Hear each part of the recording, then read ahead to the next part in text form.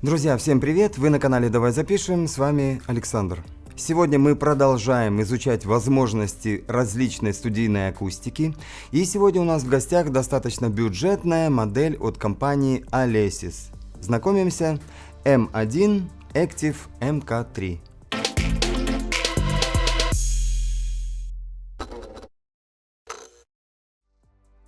Сразу расшифровываю определение «бюджетная». Внимание, 10 тысяч рублей за штучку. Цена, конечно, как подкупает, так и настораживает.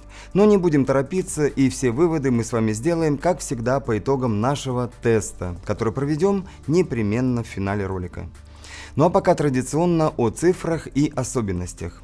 Динамики 5,1 дюйм.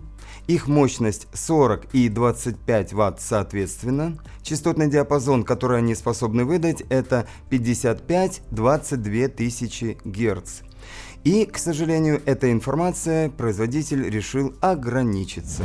Ну, возможно, они подумали о том, что лучше будет нам с вами один раз услышать. Услышим? А пока дальше.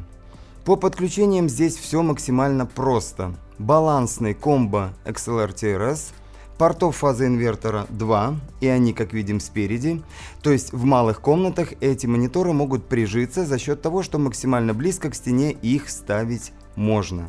Ну и, пожалуй, один из моментов, который можно отнести к некоторым особенностям этих колонок, это то, что вуфер у них изготовлен не из бумаги или углеволокна, а из алюминия, благодаря которому, со слов производителя, был достигнут более линейный отклик по низам и середине. И что касается волновода твиттера, то он точно спроектирован, имеет широкую зону прослушивания и вместе с этим не дает звуку произвольно рассеиваться. Но опять же, это со слов производителя, а наша задача это все услышать. Что мы, собственно, сейчас и сделаем с вами. Лишь только я представлю вам еще одну парочку мониторов, с которыми наши Alesis сегодня и потягаются. Это Stag HD5A. У них есть что-то общее с нашими сегодняшними испытуемыми, но есть и отличия. Такие, например, как тот же фазоинвертор, который у стагов находится сзади, а также немного другой частотный диапазон, а именно 65-30 тысяч Гц. И напомню, что у Alesis'ов он 55-22 тысячи. Но основной признак, по которому мы решили их сегодня поставить на одну беговую дорожку, это цена. Она практически одинакова, но плюс какие-то 990 рублей в пользу стагов. Но будем считать, что это наценка за красивый белый цвет динамика. Все, слушаем, друзья, и выносим вердикт.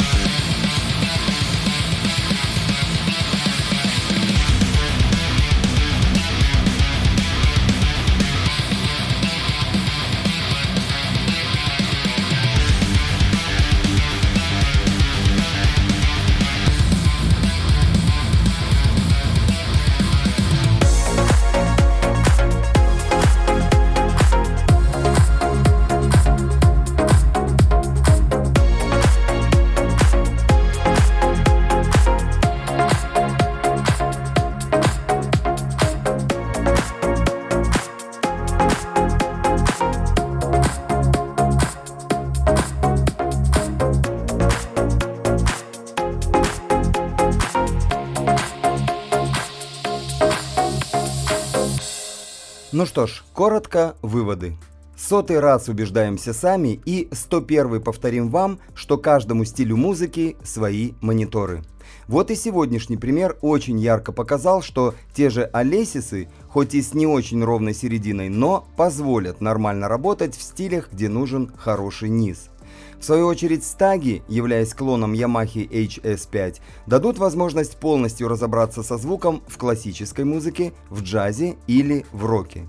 Но коль сегодня наш обзор был посвящен Алесисам, то если смотреть на них как на первые свои мониторы, если использовать их в комнате метров 8-10 и учесть, что цена на них более чем скромная, то это вполне приемлемый вариант. На этом позвольте откланяться, работайте на хорошем оборудовании, всем хорошей музыки и до новых встреч. Имеет широкую зону прослушивания, это просто пипец какой-то. Я не знаю, что с мозгами или... Давай заново. Да, естественно, весь кусок. Шмак. Поехали. И до новых встреч. Я там один момент поднапряг. Я послушаю.